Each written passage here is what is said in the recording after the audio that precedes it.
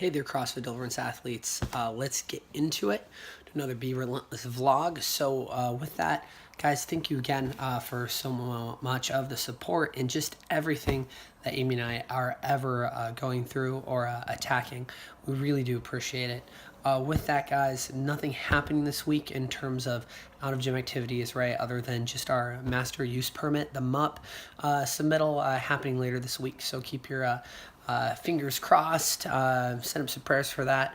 With that, guys, let's get into the programming. Fit for Life athletes, you're going to spend about 10 minutes finding a heavy power snatch double.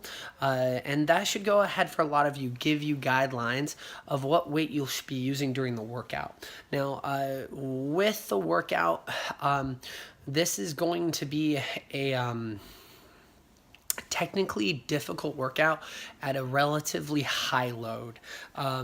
So I want everybody's intention should be is to go ahead and attack only one of the three movements that are listed. So if you look at this WOD and you're like legless rope climbs, heavy power snatch, heavy overhead squat in that amount of reps, all three of them are just things that make you cringe.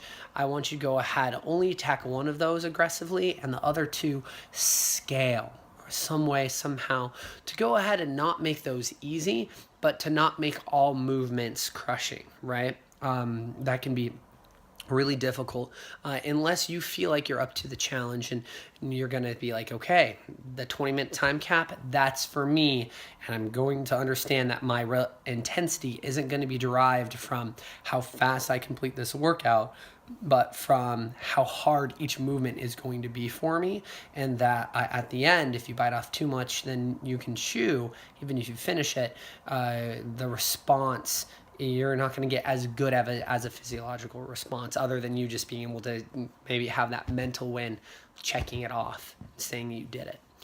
So with that, guys, that is the basic workout for you advanced athletes. You've got just a weightlifting is just some basic complex primers for your contextual WOD. Contextual WOD has a 30-second assault bike sprint, guys. Remember, the contextual WOD, it's really just supposed to be eventually to be really hard and difficult. And a lot of this comes down to mindset and how hard you attack these items. So the contextual WODs, if you go ahead, you go at them only at a 80% pace, right? You don't increase load every time, or you stay along the lower percentages of these, you're not going to get a ton out of it. The contextual WODs, you really got to look at them as, okay, great, these are supposed to be max effort attempts every round or every cycle, whatever it is. And if I don't give you specific numbers to hit, then it's just supposed to be find something that is truly hard and challenges your ability to go ahead and actually complete it, and so you can feel like you're getting that physiological response at the end.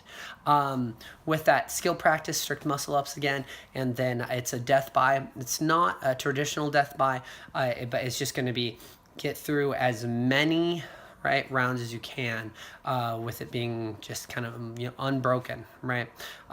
With the strict ring dips at the top of a muscle up. Rest is needed within the sets.